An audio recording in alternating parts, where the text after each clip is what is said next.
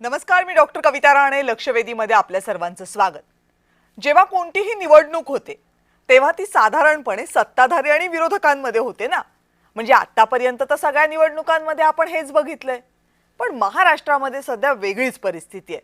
विरोधक कमी आणि सत्ताधारी जास्त अशी महाराष्ट्रातली सध्याची परिस्थिती. त्यामुळे कुठलीही निवडणूक येऊ दे, आधी सत्ताधाऱ्यांमध्ये चढाओढ सुरू होते. विरोधक या चित्रातना जणू बाजूलाच असतात. विधान परिषदेच्या 17 जागांची निवडणूक घोषित झाले. इथेही तीच परिस्थिती आहे. या 17 जागा स्थानिक स्वराज्य संस्थांचे आहेत. म्हणजे स्थानिक स्वराज्य संस्थांचे सदस्य विधान परिषदेचे हे 17 आमदार निवडून देतील. वेगवेगळ्या विभागांनुसार या मतदारसंघांची रचना आहे. स्थानिक स्वराज्य संस्थांच्या निवडणुका नुकत्याच झाल्यात आणि त्या निवडणुकांमध्ये म्हणजे अगदी पंचायत समित्यांपासून ग्रामपंचायतींपासून ते महापालिकांपर्यंत सगळीकडे भाजपचाच बोलबाला राहिलाय. म्हणजे स्थानिक स्वराज्य संस्थांमध्ये प्राबल्य आहे भाजपचं. आता महायुतीमध्ये सगळे पक्ष एकत्र निवडणूक लढणार असतील तर मग जागा वाटपामध्ये भाजपचाच वर्चस्व राहणार. त्यामुळे भाजप या 17 पैकी 12 जागांवर दावा करते. शिवसेनेला 4 आणि राष्ट्रवादी काँग्रेसला 1 जागा सोडायची असं ठरतंय. आता शिवसेनेला किमान 6 जागांची अपेक्षा होती. राष्ट्रवादीला सुद्धा एका जागेवर थांबायचंच नव्हतं. पण भाजप काही मागे हटायला तयार नाहीये. त्यामुळे आता नेत्यांच्या दिल्ली वाऱ्या सुरू झाल्यात. आधीच्या विधान परिषदेच्या निवडणुकीमध्ये एकनाथ शिंदे यांनी बच्चू कडूंना संधी दिली आणि त्यांचा पक्ष आपल्या पक्षामध्ये विलीन करून घेतला. आता या निवडणुकीमध्ये एकनाथ शिंदे हितेंद्र ठाकूर यांच्या बहुजन विकास आघाडीला आपल्या पंखाखाली घेतील अशा हालचाली सुरू आहेत. त्यामुळे या निवडणुकांच्या निमित्तानं एकनाथ शिंदे पक्षवाढीचे जोरदार प्रयत्न करतात हेही स्पष्ट आहे. दुसरीकडे सगळ्या नेत्यांना आपापल्या पोरांची सोय लावून द्यायची आहे. त्यामुळे जिल्ह्यात स्पर्धा. तटकरेंना आपल्या मुलाला परत परिषदेवर पाठवायचंय. तिथूनच शिवसेनेच्या भरत गोगावलेंना आपल्या मुलाला पाठवायचंय.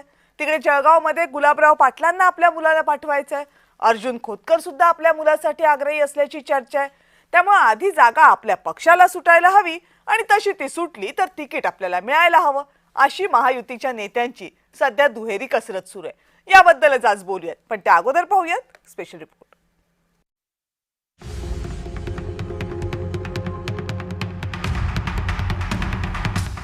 विधान परिषद निवडणुकीच्या 17 जागांसाठी राजकीय घडामोडींना वेग आलाय. जागा वाटपावरून महायुतीमध्ये प्रचंड रस्सीखेच सुरू आहे. जागांच्या संख्येवरून आणि विशिष्ट मतदारसंघावरील हक्कावरून तीनही पक्षांमध्ये चढाओढ सुरू आहे. हा वाद आता थेट दिल्ली दरबारी पोहोचलाय. सध्याच्या संख्याबळानुसार महायुतीमध्ये 12-4-1 असा फॉर्म्युला चर्चेत आहे. म्हणजे भाजपला 12, शिवसेनेला 4 आणि राष्ट्रवादीला 1 जागा. पण केवळ 1 जागा मिळत असल्यामुळे राष्ट्रवादीत आणि आणखी जागांसाठी शिवसेनेत तीव्र नाराजी आहे. पुण्याच्या जागेवरून भाजप आणि राष्ट्रवादीत प्रतिष्ठेची लढाई सुरू असल्याचं सांगितलं जाते. तर ठाणे आणि नाशिकच्या जागेवरून भाजप आणि शिवसेनेमध्ये वाद निर्माण झालेत. हा तिढा सोडवण्यासाठीच एकनाथ शिंदे कमालीची गुप्तता बाळगून शनिवारी दिल्ली दौऱ्यावर गेले आणि रविवारी अमित शहांना भेटल्याचं समजतंय. 4 ते 5 दिवसांपूर्वी सुद्धा शिंदे दिल्लीमध्ये गेले होते. पण तेव्हा शहांची वेळ न मिळाल्यानं ते मुंबईत परत आले. दुसरीकडे मुख्यमंत्री देवेंद्र फडणवीस हेही बुधवारी दिल्ली दौऱ्यावर आहेत. कांदा प्रश्नी ते अमित शहांशी चर्चा करणार आहेत. या चर्चेदरम्यान विधान परिषदेच्या जागांवरही चर्चा होण्याची दाट शक्यता आहे. आमची चर्चा त्या संदर्भात चाललेली आहे. साधारणपणे शिवसेनेसोबत नाशिक आणि संभाजीनगर या 2 जागांवर आमची चर्चा चाललेली आहे. राष्ट्रवादी सोबत पुणे या जागेबद्दल चर्चा चाललेली आहे. आम्ही एकत्रित बसून यातनं मार्ग काढू. अजून मार्ग निघाला नाही, पण मला विश्वास आहे की मार्ग निघेल. महायुतीचं सरकार स्थापन झाल्यापासून फडणवीस आणि शिंदेंमधल्या मतभेदांच्या बातम्या वरचेवर येतच असतात. त्याचाच नवा सीझन आता सुरू झाल्याची जोरदार चर्चा राजकीय वर्तुळात सुरू आहे. आता यामध्ये कुणाच्या मनासारख्या गोष्टी घडतात ते येत्या काही दिवसांमध्ये स्पष्ट होईलच. ब्युरो रिपोर्ट, जय महाराष्ट्र. आणि या संदर्भात बोलण्यासाठी आता आपल्यासोबत राजकीय विश्लेषकांचं पॅनल आहे. आपल्यासोबत आहेत किरण तारे सर. किरण सर नमस्कार. नमस्कार. उमेश घोंगडे सर आपल्यासोबत आहेत. उमेश सर नमस्कार. प्रवीण पुरो सर आपल्यासोबत आहेत. प्रवीण सर नमस्कार. नमस्कार. आणि गणेश पारकर जी आपल्यासोबत आहेत. गणेश सर नमस्कार. नमस्कार. नमस्कार मॅडम. सगळ्यांचं मनापासून स्वागत. चर्चेत 4+1 5 पत्रकार आहेत आणि वेळ कमी आहे. त्यामुळे सगळ्यांनी थोडक्यात उत्तरं द्यावीत अशी मी सुरुवातीला सगळ्यांना विनंती करते आणि प्रवीण सरांपासून सुरुवात करे. प्रवीण सर, नेमकं काय चालू आहे? 12+4+1 याच्यावरच थांबतील की गणित बदलणार आहे? नाही, गेल्या काही काळापासून राज्यात सत्ता जरी महायुतीची जरी असली तरी महायुतीचा प्रत्येक पक्ष हा आपली स्ट्रेंथ वाढवण्यासाठी प्रयत्नाला लागलेला आहे. हम्म, विशेषतः एकनाथ शिंदे यांच्यावरती होत असलेले कुरघडी आणि त्यांच्या मंत्र्यांना पालकमंत्री पदाचे जे काही अपेक्षा ज्या आहेत, हम्म, म्हणजे नाशिक असेल, रायगड असेल, तेव्हापासून जेव्हा भारतीय जनता पक्षाकडून त्यांच्यावर जो दबाव येतोय हम्म, किंवा त्यांना तो दाबण्याचा प्रयत्न होतोय, याकरता एकनाथ शिंदेचा पक्ष खूप काळापासून सतत या भारतीय जनता पक्षाच्या समोर हम्म, एक आव्हान उभं करत आहे. म्हणजे मधल्या विधान परिषदेच्या जागांपासून मधल्या विधान परिषदेच्या जेव्हा निवडणुका झाल्या, या निवडणुकांचा जागांपासून जो वाद निर्माण झाला, तो आत्ताच्या विधान परिषदेमध्येही एकनाथ शिंदेच्या गटाकडून तितक्या जोरकसपणे घेतला जातो ओके. की कुठल्याही परिस्थितीमध्ये आपण माघार घ्यायची नाही. हम्म, आणि त्यांचे आमदारही तेवढ्याच तोलामोलाने आपली मागणी रेटून घेण्याचा प्रयत्न करतात. हम्म, कारण प्रत्येक आमदारांच्या किंवा प्रत्येक मंत्र्यांच्या मुलाची संधी हम्म, या निमित्ताने विधान परिषदेमध्ये जाण्याला मिळेल अशी त्यांना अपेक्षा असल्यामुळे ते भारतीय जनता पक्षाचा कुठलाही म्हणजे त्यांनी जो का आकडा असेल हम्म, तो मान्य करायचा नाही. आपल्याला परिपूर्ण जागा मिळाल्या पाहिजेत. हम्म, या संदर्भात एकनाथ शिंदे हे सातत्याने पाठपुरावा करतात. याकरता अमित शहाच्या बरोबर झालेली बैठक असेल, त्यांच्या अंतर्गत बैठका असतील किंवा वर्षावर मुख्यमंत्र्यांच्या बरोबर झालेली बैठक असेल, हम्म, या सगळ्या बैठकांमध्ये कुठल्याही परिस्थितीमध्ये आमची स्ट्रेंथ ही 6 असली पाहिजे अशा पद्धतीने एकनाथ शिंदे यांच्या गटाने अतिशय जोरकसपणे आपली बाजू मांडून धरले. ओके. या सगळ्या परिस्थितीमध्ये आत्ताची विधान परिषदेची निवडणूक हम्म, जरी एकतर्फी असली हा हा, तरीही महायुतीमध्ये हा मिठाचा खडा पडलाय हे अगदी निश्चित खरं आहे. ओके. उमेश सर, पण याच्यामध्ये राष्ट्रवादीचं काय? कारण राष्ट्रवादी काँग्रेस या सगळ्या वाटाघाटींमध्ये काहीशी मागे पडलेली दिसते की पडद्यामागून त्यांच्याही हालचाली तितक्याच जोरात सुरू आहेत?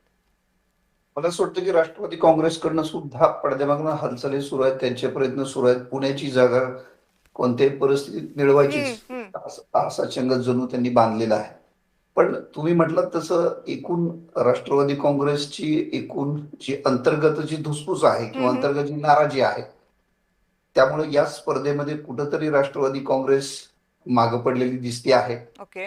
आणि याच्यामध्ये सगळ्यात महत्वाचं काय तर तुम्हाला एकूण राज्यातलं जे चित्र जर आपण पाहिलं गेल्या 3-4 महिन्यातलं, हम्म, तर अजित पवार गेल्यानंतर, अजित पवारांच्या निधनानंतर हम्म, राज्यामध्ये एक मराठा नेतृत्वाची जी काही स्पेस निर्माण झालेली आहे, हम्म, स्पेस आपण भरून काढायची जणू चंगच एकनाथ शिंदेनी बांधलेला दिसतो आहे. हम्म, या निवडणुका, विधान परिषदेची ही जी निवडणूक आहे, त्या निमित्तानं आपले आमदार, जास्तीत जास्त आमदार आपले, तुम्ही मगाशी म्हटलातच किंवा आपण एकूण चर्चा करतोय असं की 6 जागा मिळाल्याच पाहिजेत असा प्रयत्न करून जास्तीत जास्त ठिकाणी आपल्या आमदारांना संधी मिळावी आणि त्या निमित्तानं महाराष्ट्रामध्ये पुढच्या विधानसभेच्या निवडणुकीची तयारी म्हणून हम्म, राज्यात प्रत्येक जिल्ह्यामध्ये अधिक हातपाय कसे पसरता येतील आणि संघटना कशी अधिक बळकट करता येईल. आणि मी म्हटलं तसं अजित पवारांची जी स्पेस आहे, एक बळकट, एक खंबीर मराठा चेहरा हम्म, आता स्वतःचा पुढे करण्याचा प्रयत्न, त्या पद्धतीनं संघटना वाढवायचा प्रयत्न हम्म, या निवडणुकीच्या निमित्तानं खर तर कुठलीच संधी एकनाथ शिंदे गेल्या काही महिन्यांमध्ये सोडत नाही. सोडत ही नाहीत. संधी, हम्म, निवडणुकीची संधी ही त्यांच्यासाठी मोठी आहे. एकतर आपल्या जास्तीत जास्त लोकांना आमदारपदी बसवण्याची संधी, भारतीय जनता पक्षाकडनं जास्तीत जास्त जागा मिळवण्याची संधी हम्म, आणि त्या निमित्तानं पुढच्या विधानसभेची तयारी, संघटना अधिक बळकटीकरण. मला वाटतं सगळ्यात जास्त सध्या जर काय चर्चेचा विषय असेल तर एकनाथ शिंदेची जी काय एकूण धडपड सुरू आहे, ही निवडणूक असेल किंवा वेगवेगळ्या जिल्ह्यातले पक्ष प्रवेश, आपण हम्म, प्रत्येक विधानसभा मतदारसंघ निहाय जर त्यांची जी एकूण स्ट्रॅटेजी बघितली, तिथली लोक ते ज्या पद्धतीने घेतात ते बघितलं, तर ते खूप केवळ ही विधान परिषद नव्हे तर विधानसभेची तयारी ते खऱ्या अर्थानं करतायत असं मला तरी वाटतं. हा, म्हणजे सगळ्या राजकीय विश्लेषकांचं लक्ष प्रामुख्यानं एकनाथ शिंदेकडे आहे हे त्या निमित्तानं स्पष्ट होते. किरण सर, पण ही सगळी परिस्थिती असताना 17 जागा म्हणजे काही कमी नाही आहेत. विधान परिषदेच्या जागांमध्ये स्थानिक स्वराज्य संस्थांच्या जागा सगळ्यात जास्त असतात, 22 मला वाटतं असतात त्या जागा. त्यातल्या 17 जागांची जर ही निवडणूक असेल तर महाविकास आघाडी आहे कुठं? म्हणजे सगळे जे चर्चा केंद्रित होते, सगळ्या हालचाली ज्या दिसतात त्या फक्त महायुतीच्याच दिसतात. मविया कुठे? स्थानिक स्वराज्य संस्थांमध्ये बहुमत हे महायुतीचं आहे. हम्म, त्यामुळे स्वाभाविकपणाने महायुतीला जास्त जागा मिळणार हे उघड आहे. आणि महाराष्ट्र विकास आघाडीचा इतिहास बघता फॉर्म भरेपर्यंत त्यांच्यामध्ये संघर्ष सुरू असतो. आपण हम्म. अनेकदा बघितलं.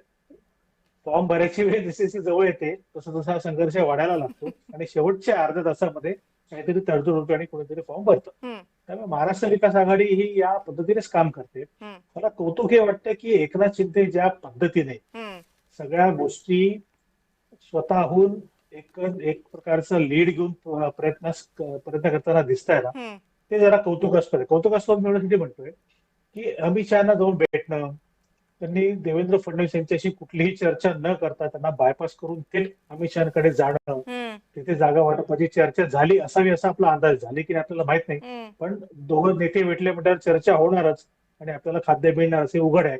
पण त्या चर्चेमध्ये अमित शहासोबत एकनाथ शिंदेने तिथे बसणं आणि त्यांना आपला बाजू मांडून धरणं ही मला वाटतं फार जरा आश्चर्यकारक गोष्ट वाटते. आश्चर्यकारक का? कारण महाराष्ट्राचा निर्णय ठीक आहे, तो दिल्लीतून होणार आहे सगळं मान्य असलं तरी सुद्धा ते अमित शहाशी असलेल्या संबंधाचा पुरेपूर उपयोग आपल्या पक्षाला कसा होईल हम्म. यासाठी प्रयत्न करताना दिसत आहे. आणि मला वाटतं ती त्यांची स्ट्रॅटेजी आहे की भारतीय जनता पार्टी नावाच्या एका वटवृक्षाच्या छायेखाली आपलं रोपटं कोमेजून जाऊ नये म्हणून ते प्रयत्न करतायत. हम्म. त्यांचा पक्ष हा रोपटच आहे. गेल्या 4-5 वर्षामध्ये आपण अनुभव बघितला तर त्यांच्या पक्षाची वाढ होताना दिसत नाहीये. ती वाढ भारतीय जनता पार्टीमुळे कुठेतरी खुंटलेली आहे. हम्म, हम्म. पण माझं अस्तित्व कायम आहे आणि मी माझं अस्तित्व कायम ठेवून माझ्या पक्षाच्या वाढीसाठी प्रयत्न करू शकतो हम्म. हे दाखवून देण्याचा प्रयत्न एकनाथ शिंदे करतायत. या सगळ्या पर्स्पेक्टिव्ह कडून त्याच्याकडे आपण बघितलं पाहिजे. आणि मला वाटतं तुम्ही जे बोलता त्याच्यातनं एक गोष्ट खूप स्पष्टपणे दिसते की कन्सिस्टन्सी ठेवावी राजकारणामध्ये. संधी जेव्हा येईल तेव्हा त्या कन्सिस्टन्सीचा योग्य वापर करून संधीचा फायदा करून घ्यावा. मला वाटतं एकनाथ शिंदे हे सध्या ज्या स्ट्रॅटेजीने जात आहेत, कन्सिस्टंटली ते आपला पक्ष वाढवण्याचा प्रयत्न करतात. योग्य संधी मिळाली की आपली आणखीन ताकद दाखवण्याची गरज त्यांना कदाचित भासणार नाही. तिथपर्यंत जाऊन पोहोचायची तयारी त्यांची आतापर्यंत चालू आहे असं सध्याच्या चित्रावरनं तुमच्या बोलण्यावरनं तरी जाणवते. पारकर सर, तुम्ही कसं अनालिसिस करता या जागा वाटपाच्या माध्यमातून सध्या जे काही चालू आहे त्याचं?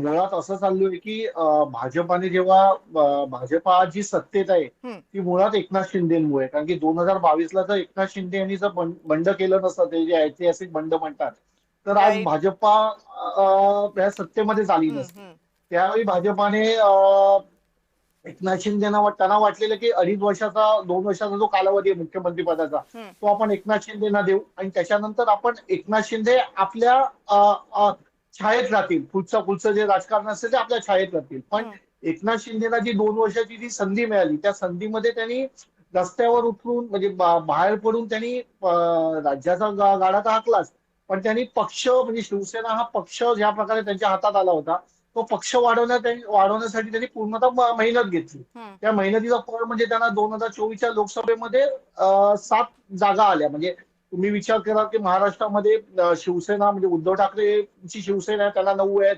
भाजपला 9 आहेत. त्या तुलनेमध्ये त्यांना 7 जागा त्यांच्या ह्याच्यामध्ये आल्या. नंतर आलेल्या विधानसभेतही त्यांना यश मिळालं. पण विधानसभेच्या निवडणुकीच्या निकालानंतर एकनाथ शिंदेकडे उपमुख्यमंत्री पद आलं.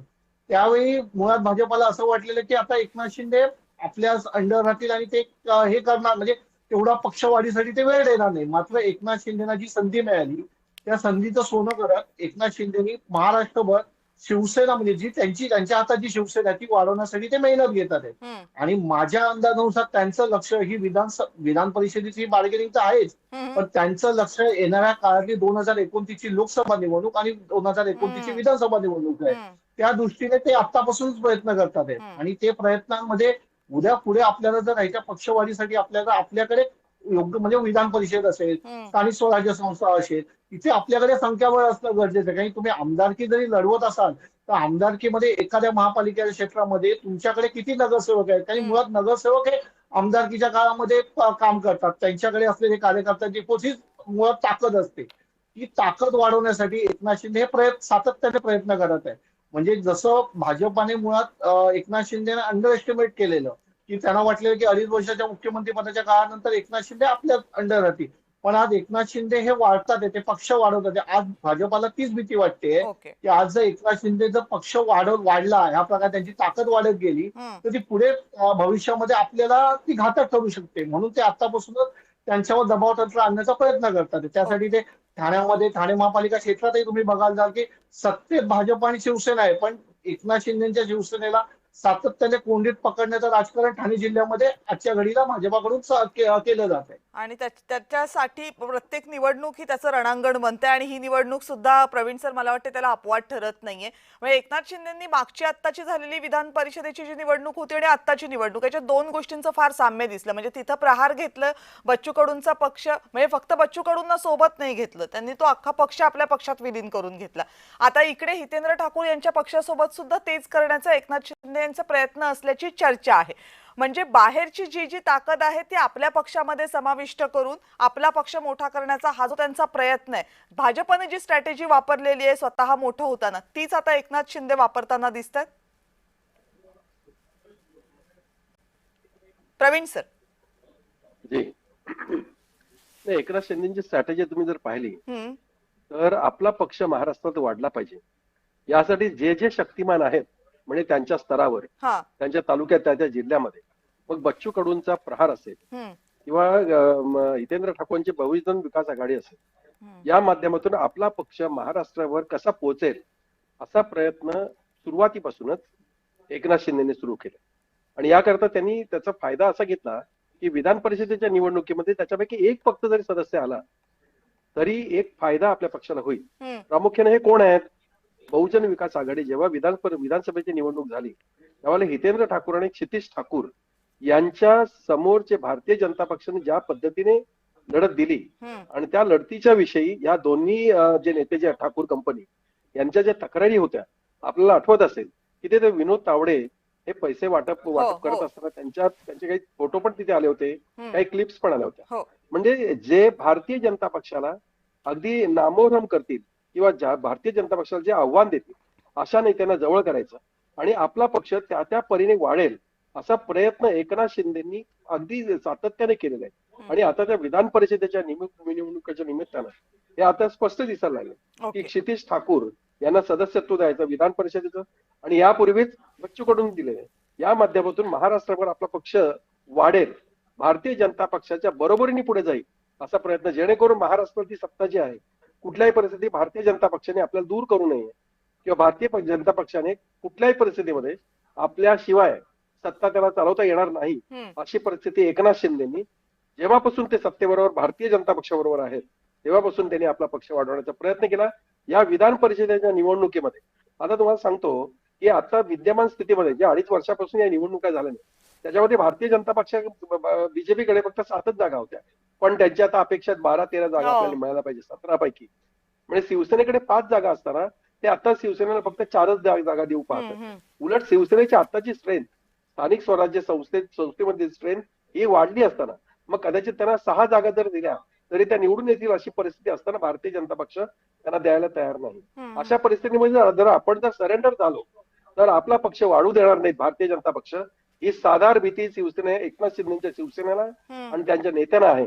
त्यामुळे कुठल्याही परिस्थितीमध्ये भारतीय जनता पक्षाच्या समोर नमायचं नाही, सरेंडर व्हायचं नाही असा एक पण त्यांनी करून घेतलेलं दिसतोय. हेच एकूण चित्र ह्या निवडणुकीतलं एकनाथ शिंदेकडून पाहायला मिळतं. पण हे चित्र उमेश सर मला वाटते भविष्याकडे पण अंगुली निर्देश करणार आहेत, कारण तुमच्या सगळ्यांच्या बोलण्यात नाही ते की ही 2029 चीच तयारी आहे प्रामुख्यानं.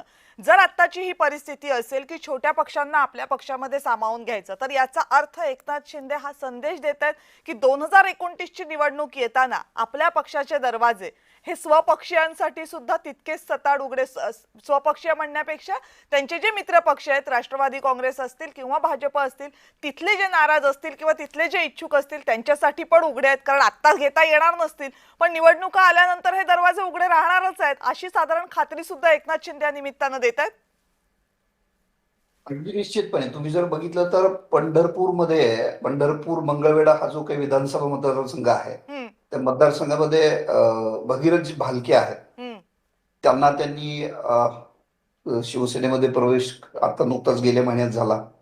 त्याच्यानंतर त्याच मतदारसंघातले दुसरे एक सावंत म्हणून आहेत किंवा आता आपण बच्चू कडूंचं बोलतोय किंवा बहुजन विकास आघाडीच्या संदर्भाने बोलतोय आनंद आता अगदी गेल्या आठवड्यात आनंद परांजपे. म्हणजे भारतीय जनता पक्षानंतर जो कोणता मोठा पक्ष असेल इथे 29च्या विधानसभेमध्ये किंवा लोकसभेमध्ये सुद्धा महाराष्ट्रापुरतं ती एकनाथ शिंदेची शिवसेना असेल या दिशेनं एकनाथ शिंदेची वाटचाल आहे.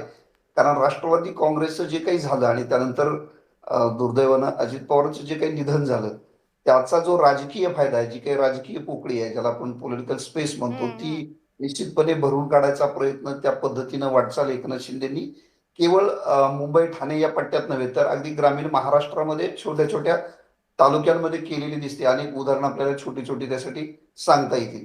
त्यामुळं त्यामुळे ही जी निवडणूक आहे ती निवडणूक केवळ निमित्त जरी असलं तर मी मगाशी म्हटलं तसं एकनाथ शिंदे हे आत्ता आपल्या सहकार्याने कोणीतरी म्हटलं की वटवृक्षाच्या छायाखाली छोटंसं रोपटं, तर ते निश्चितपणे वाढवायचा प्रयत्न करतायत. आणि कल्पना करा ना की भारतीय जनता पक्षासारख्या इतक्या प्रचंड पक्षाच्या पुढे सत्तेत सहभागी असताना बच्चू कडूंना पक्षात सहभागी, त्यांच्या पक्षासह सहभागी करून घेणं किंवा बहुजन विकास आघाडीला सोबत घेणं हे त्या अर्थानं मोठं कौशल्य आहे, मोठं धाडस आहे. आणि भारतीय जनता पक्ष सुद्धा हे सगळं होऊ देत आहे. ह्याच्यात सुद्धा एकनाथ शिंदेचं कौशल्य असं आपल्याला म्हणावं लागेल. आणि एकनाथ शिंदेची जी काही वाटचाल आहे ती निश्चितपणे विधानसभेच्या दृष्टीनं, लोकसभेच्या दृष्टीनं भारतीय जनता पक्षानंतरचा मोठा पक्ष असे निश्चितपणे होईल असं म्हणायला हरकत नाही. त्या दृष्टीने वाटचाल तरी त्यांची निश्चित सुरू आहे.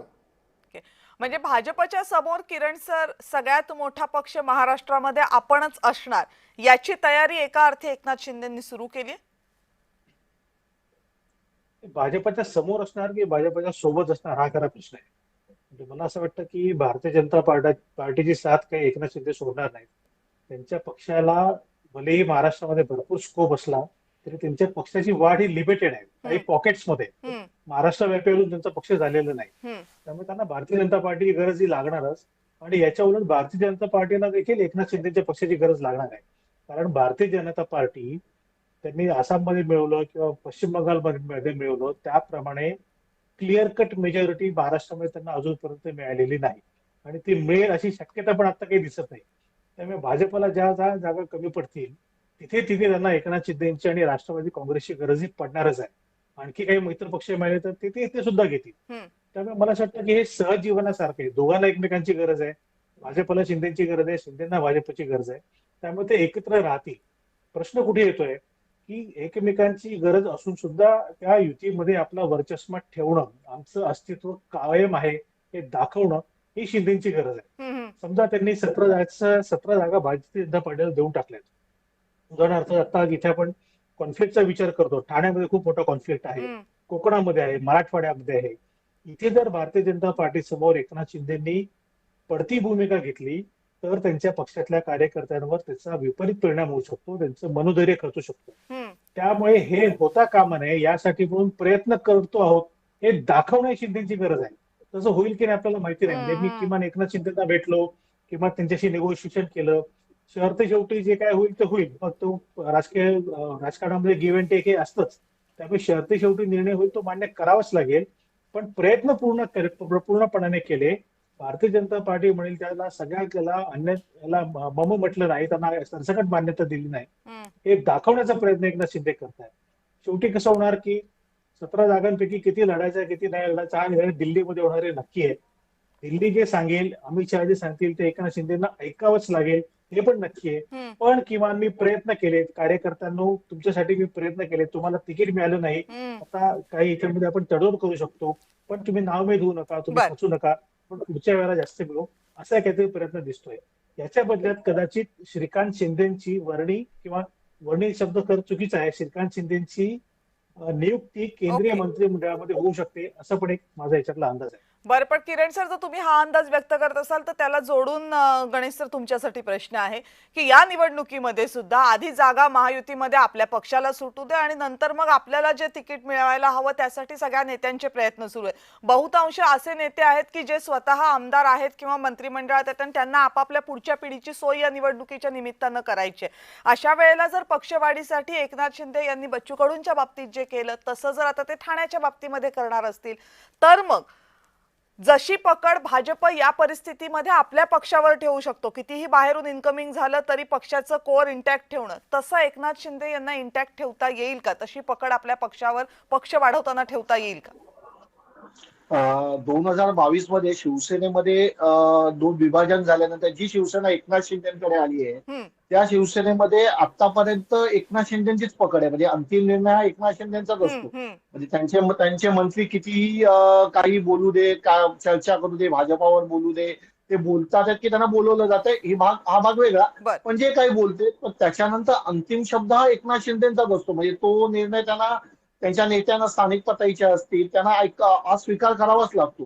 त्या पक्षामध्ये एकनाथ शिंदे आणि एकनाथ शिंदेनंतर श्रीकांत शिंदे यांच्या व्यतिरिक्त आता तरी कोणी डिसिजन दिसत पॉवर नाही. कोणाकडे आहे असं दिसत नाहीये. निर्णय कोण घेऊ शकतं हे दिसत नाहीये. हम्म, त्या प्रकारची निर्णय क्षमता हे दोघेच घेतात आहेत. हम्म. म्हणजे त्यातही एकनाथ शिंदे पूर्णपणे निर्णय त्यांच्या हातात ही निर्णय प्रक्रिया आहे. त्यांच्या निर्णयाला तुर्तास तरी कोणी म्हणजे त्यांच्या पक्षात असलेले आमदार असतील, मंत्री असतील किंवा ज्येष्ठ नेते असतील, हे कोणी त्याला आव्हान देत नाहीयेत. म्हणजे कोणीच म्हणजे त्यामुळे तुम्ही जे म्हणता ते त्याप्रमाणे पकड ही एकनाथ शिंदेची राहील. त्यांच्या हा. शिवसेनेवर आहे.